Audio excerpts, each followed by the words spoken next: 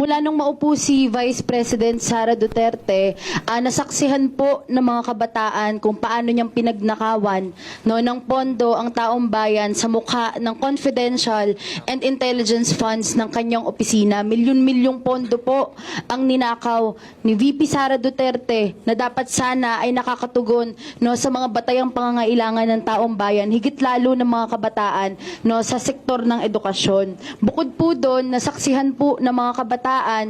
ang kawalan ng transparency ng opisina ni VP Sara Duterte at panloloko niya at patuloy na panloloko niya sa atin sa mga gawa-gawa at fabricated ng mga ebidensya ng auditing kung saan nga ba tunay na ginagasta ang pera ng taong bayan na nasa kanyang opisina. Nandyan din po na nasaksihan ng mga kabataan ang pambabastos mismo ni VP Sara Duterte sa proseso ng pagdinig at paghingi ng accountability sa kanya